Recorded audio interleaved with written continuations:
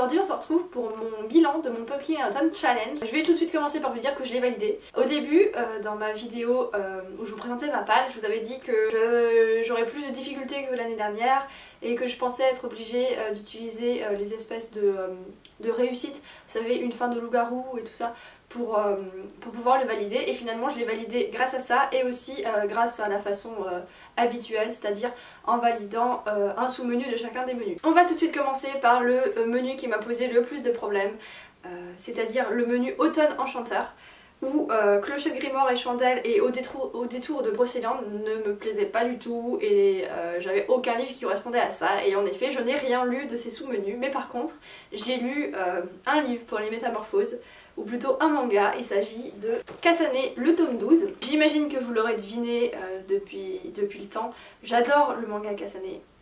Il est toujours pas fini, il y a toujours des tomes qui sortent et j'ai été hyper contente de pouvoir acheter le tome 12. Bon, par contre il m'a un peu moins plu que les autres tomes. J'ai plus l'impression que c'était une mise en place du tome suivant où vraiment il va se passer beaucoup de choses.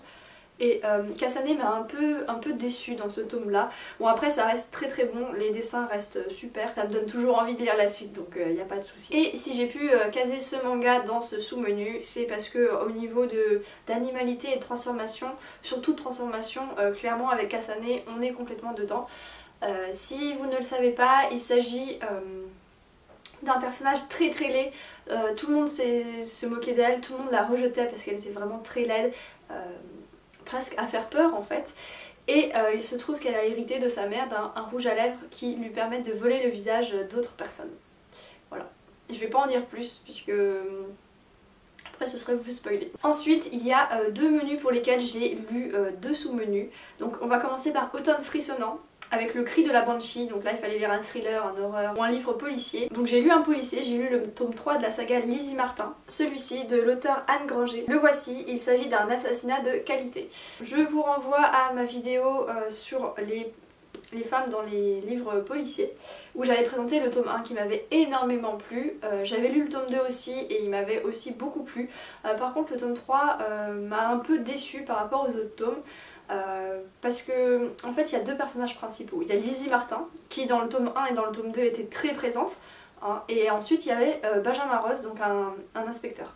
Et il se trouve que dans ce tome 3 Benjamin Ross est beaucoup plus présent que Lizzie Martin. C'est quasiment lui qui mène l'enquête et on a très peu les pensées de Lizzie et je trouve ça vraiment dommage. Et voilà, ça m'a un peu gâché la lecture, mais ça reste un très bon policier, l'intrigue était très intéressante. Ensuite on va passer au sous-menu, vous prendrez bien un verre de True Blood. Donc là il fallait lire un livre où il y avait des vampires ou des zombies. Bon, je me suis plutôt tournée vers, on va dire, les zombies, avec le tome 3, La Cité des Miroirs, donc c'est le tome 3 de la saga Le Passage. Je l'ai emprunté à la médiathèque parce qu'il coûtait énormément cher je trouve. Bon après il est énorme, il y a quasiment 900 pages donc ça se comprend. C'était une très bonne lecture, un peu longue, mais c'est vraiment un univers très spécial, il est vraiment très très bien fait. Comparé au tome 1 et au tome 2, il y a un énorme travail au niveau de la chronologie puisque on saute plusieurs dizaines, presque une centaine d'années voire plus, je ne sais plus exactement, ça fait un petit moment que je l'ai lu déjà. On passe vraiment différentes époques et c'est ça qui est très intéressant puisqu'on voit l'évolution, pas l'évolution des personnages mais l'évolution de l'humanité à travers ce tome. Voilà, ça apporte une très bonne conclusion à la saga. Voilà, c'est vraiment, bon, je le redis, c'est très particulier. Tout le monde n'aimera pas, l'écriture est particulière aussi, mais le travail de l'auteur derrière est vraiment splendide. Pour essayer de résumer cette saga, ça va être compliqué puisque c'est 3 tomes qui se passent sur vraiment de très nombreuses années.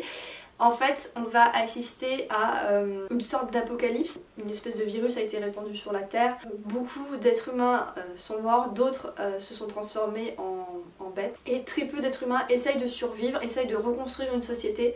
Et c'est vraiment ça qui est très intéressant, voir comment ils arrivent à survivre malgré les épreuves, hein, parce que c'est vraiment des choses horribles qui leur arrivent. Comment ils arrivent à reconstruire une espèce de société avec des règles, avec des pseudo-lois. Voilà, ça c'est vraiment très très intéressant. Il y a aussi un côté religieux qui est présent. Bon, pas la religion où on l'entend nous à notre époque, mais une espèce de religion dérivée. C'est vraiment très très intéressant du point de vue évolution. Voilà, et en plus il y a un espèce de soupçon de magie avec une petite fille venue de nulle part. Voilà, c'est ce petit côté que j'ai beaucoup aimé et qui m'a donné envie de lire le tome 1. Ensuite passons au menu Automne douceur de vivre et contrairement à ce que je pensais, c'est là où j'ai lu le plus de romans. Pourtant les livres qui rentrent dans ce menu là sont des livres que je lis entre d'autres livres, donc entre des thrillers, entre des livres de fantasy et tout ça. Et pourtant c'est là que j'ai lu le plus de livres, donc j'ai l'impression que je suis en train de changer mes genres de lecture préférés. Je n'ai rien lu pour le sous-menu Trick or Treat où il fallait lire un livre qui traitait d'Halloween. Peut-être que j'en lirai un en hiver, je ne sais pas. Je fais rarement coïncider mes lectures avec la période de l'année ou avec les fêtes ou ce genre de choses. Par contre, j'ai lu énormément de livres pour Pomme au four, Tasse de thé et Bougie. Il fallait lire des romances, des feel-good ou des histoires de famille. Donc on va tout de suite commencer avec Le Jardin des secrets de Kate Morton. Mélie l'avait lu, elle en avait tellement bien parlé que du coup j'avais eu envie de le lire. Je vais pas en parler beaucoup là puisqu'on a fait une comparaison dessus. Je sais pas si elle est déjà sortie ou pas, je ne sais pas exactement, je pense qu'elle sera sortie quand cette vidéo sortira, mais qu'elle n'est pas encore sortie quand je tourne cette vidéo, c'est compliqué. Ensuite j'ai lu une romance assez particulière mais très intéressante, avec des personnages au profil psychologique super bien fait. Il s'agit de Sur la plage de Chésil de Ian McEwan. Un film est sorti pour adapter ce roman, je ne l'ai pas encore vu mais ça ne saurait tarder. Pareil, je ne vais pas en parler beaucoup, je suis désolée parce que j'ai fait une présentation sur ce roman qui devrait être sorti aussi au moment où sort cette vidéo, à confirmer, à voir.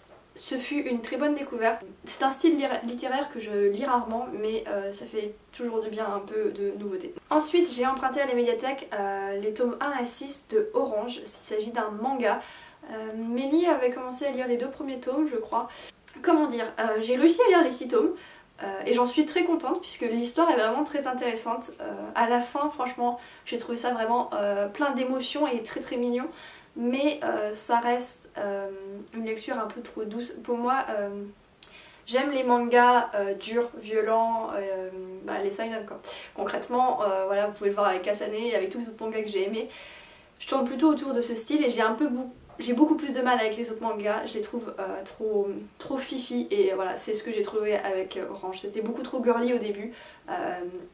Les personnages féminins étaient juste...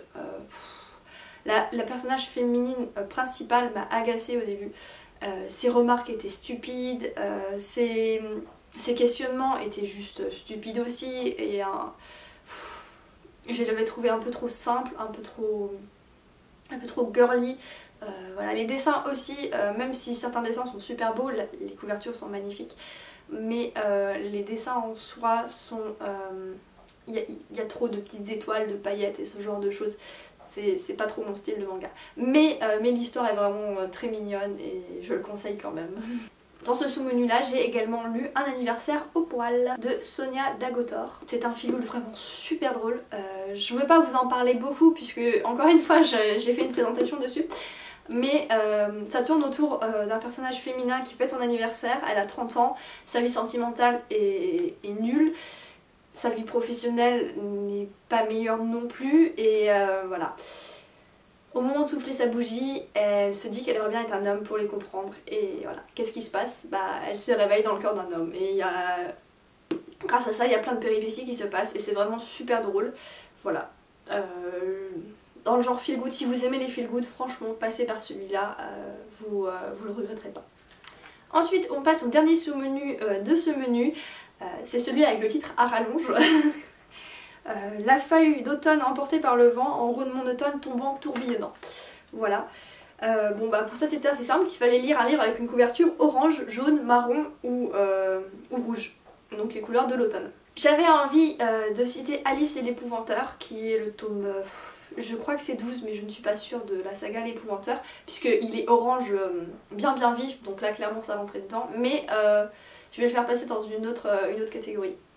Voilà, et à la place j'ai lu Goupil Louface, le voici. Il y a un petit renard orange, voilà, il y a l'herbe est couleur orange, le t-shirt de la fille est couleur orange, donc clairement pour moi ça rentrait dans la catégorie. C'est une BD que j'avais... C'est une BD autobiographique que j'avais très envie de lire grâce à Alex Bouquin Prada qui en avait parlé sur Instagram je crois. Ça va tourner autour de la cyclothymie qui est un trouble bipolaire. Donc Lou Nubi, l'auteur, en est atteinte on va dire. Et elle nous parle de son expérience sans que ce soit trop scientifique, sans que ce soit de l'apitoiement ou ce genre de choses. Elle en parle vraiment très très bien. Il y a certains passages qui sont vraiment très forts, émotionnellement parlant. Et les dessins sont vraiment très très bien faits. Regarde, en plus ils sont super beaux. J'adore le petit renard.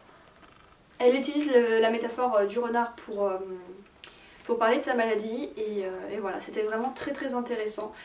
C'est une lecture que je recommande. On va passer au menu où j'ai validé le plus de sous-menus, puisque j'ai validé les 3 sous-menus. Il s'agit de Automne ensorcelant. Donc c'est le menu qui tournait autour des femmes, des sorcières, ce genre de choses. Pour le sous-menu Witch's Brew, il fallait lire un livre qui traitait de magie dans un univers de SFF. J'ai lu l'épouvanteur tomes 13 et 14, bon le 12 aussi, mais voilà, j'ai fait rentrer le 13 et 14 parce que le 12 y rentrera après, dans un autre sous-menu. Voilà, que dire sur cette saga? J'imagine que vous la connaissez tous ou presque. Même si vous ne l'avez pas tous lu, vous en avez dû en entendre beaucoup parler, surtout autour de ce Pumpkin Autumn Challenge. C'est une super saga, j'aime vraiment beaucoup. Bon, il y a énormément de livres, mais ça se lit très vite, c'est des tomes de 300 pages à peu près. L'apprenti épouvanteur, le personnage principal, évolue beaucoup d'un livre à un autre, il grandit avec l'histoire. Le tome 14, je crois que c'est le tome 14 ou le tome... Ouais, le tome 14 devait être le dernier tome, mais il se trouve qu'il y a un tome 15 qui est sorti. Bon, le tome 14 apporte une fin à l'histoire. À l'histoire principale, enfin à la quête qui commence dans le tome 1 et qui finit du coup au tome 14.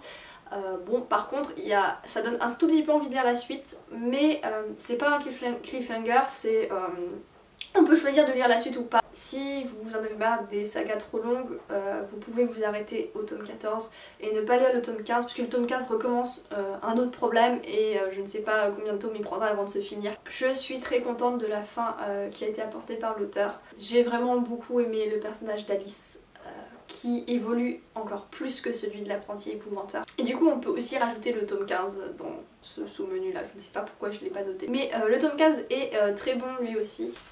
En fait je dis n'importe quoi depuis le début, le tome qui conclut l'intrigue principale c'est le tome 13 et du coup le tome qui apporte un nouveau problème c'est le tome 14. Donc le tome 15 je crois qu'il est sorti à l'époque, au moment où cette vidéo sortira, mais je l'ai pas encore lu du coup. D'ailleurs ne regardez pas le titre du tome 15, sinon ça sert plus à rien de lire le tome 14 hein. Ou presque, enfin si, pour découvrir l'histoire, mais bon. Voilà, je trouve ça un peu dommage, les titres, surtout les derniers titres de cette saga sont beaucoup trop évocateurs et du coup on se doute des tout derniers chapitres, même si bon on n'a pas du coup l'explication globale, mais bon, je trouve ça un peu dommage. Ensuite on passe au sous-menu cristaux, tarot et encens. Donc là il fallait lire quelque chose avec des mystères ou de l'ésotérisme. J'ai choisi de lire Le démon de l'île solitaire, que j'ai emprunté à la médiathèque. Ce fut une superbe découverte. Je pense que je vais lire d'autres livres de cet auteur, donc il s'agit d'un auteur japonais. Toute l'histoire va se passer au Japon. Ça va être une histoire très très particulière. Donc à la base c'est un livre policier, mais il y a un petit côté irréel dans certaines choses, un peu fantastique, mais vraiment un tout petit peu. L'auteur est vraiment très très bon. L'intrigue est vraiment super et particulièrement originale. J'ai beaucoup aimé être plongée dans cette atmosphère japonaise. Elle est vraiment vraiment présente, tant dans les paysages, les descriptions, les habits, et également dans les petits mystères qui entourent l'histoire. Le style d'écriture de l'auteur est intéressant. En fait il utilise, bon c'est quelque chose qui est couramment utilisé par les auteurs, mais il le fait d'une manière assez particulière. Et il utilise un de ses personnages qui écrit réellement un roman. En fait il écrit ce qu'il se souvient d'une terrible histoire qui lui est arrivée. Voilà. Et il écrit d'une manière où il nous spoil un peu certains faits, mais ça ne nous permet pas de découvrir le pourquoi du comment, et c'est vraiment très très... Et en plus de ça, il y a certains passages qui sont là pour interpeller le lecteur et s'adresser à lui. Je vous ai dit que l'atmosphère était très japonaise grâce aux descriptions, mais des maisons et des tenues, mais également aux descriptions que fait l'auteur du sexe et des meurtres. C'est une façon d'aborder le sujet que je n'avais jamais croisé dans tous les policiers que j'ai déjà lus, donc les policiers anglais ou français. Il essaye de pas trop nommer les choses, de pas être trop vulgaire, sans faire passer ses personnages pour des êtres prudes. Il ne dit pas les choses clairement sans que ce soit agaçant, c'est vraiment... Je ne sais pas comment décrire ça, pour moi ça m'inspire le Japon tout simplement. Je vous conseille de lire cette histoire lentement, chapitre après chapitre, et de éventuellement faire des pauses entre les chapitres, puisque il y a un fait qui m'avait un peu agacée, même si ça m'empêchait pas de passer des super moments en lecture. En fait, l'auteur résume un peu ce qui s'est passé avant dans chacun de ces chapitres, dans presque chacun de ces chapitres. Mais ceci s'explique par le fait qu'à la base ce n'est pas sorti en tant que roman mais en tant que feuilleton dans un magazine. Donc forcément, vu qu'il devait se passer quelques jours ou quelques semaines, je ne sais pas exactement le rythme de parution, entre les chapitres, il fallait forcément résumer un peu pour que le lecteur ne soit pas trop perdu. Bon, après ça reste assez léger, donc si vous le savez, ne le lisez pas d'une traite tout simplement et ça passera très bien.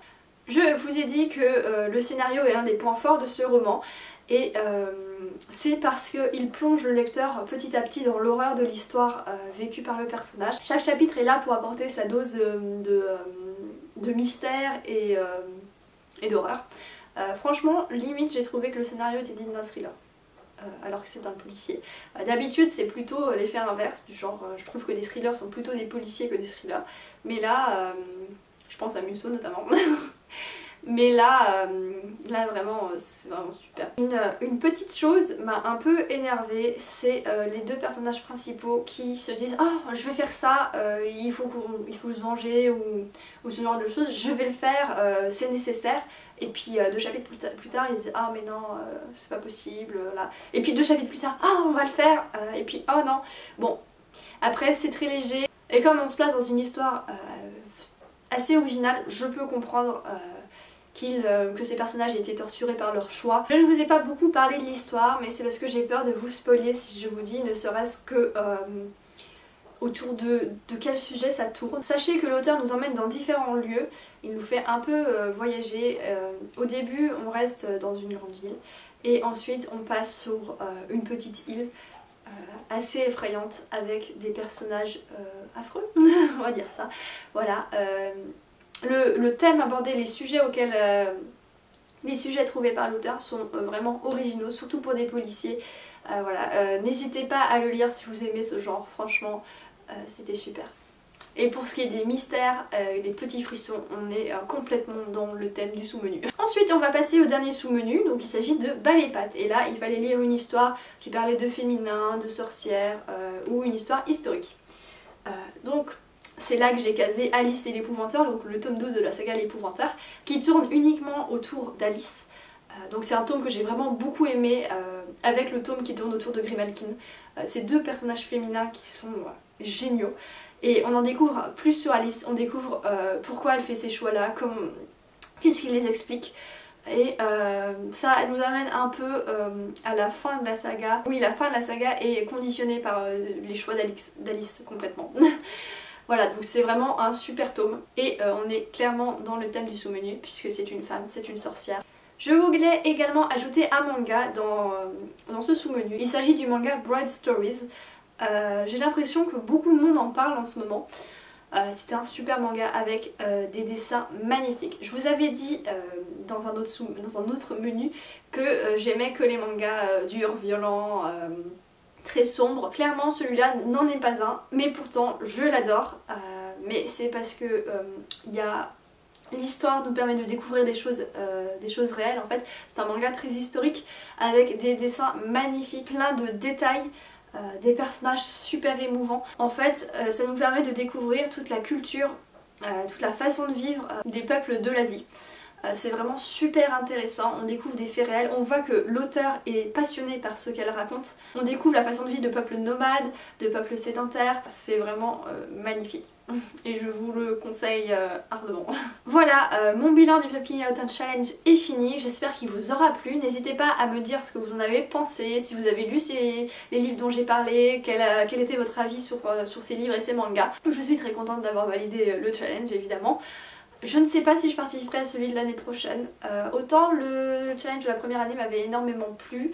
Cette année, j'étais pas dans l'ambiance puisque le challenge commençait en septembre et il faisait encore super chaud, super beau.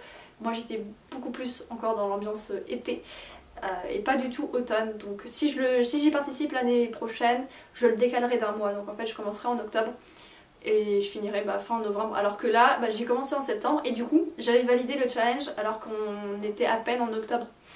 Voilà, donc je ressens un espèce de décalage avec ce challenge. Après ça reste un super challenge, voilà, j'aime beaucoup les idées, les thèmes et les menus, donc on verra bien. En attendant une prochaine vidéo, je vous souhaite de très bonnes lectures et de très belles découvertes.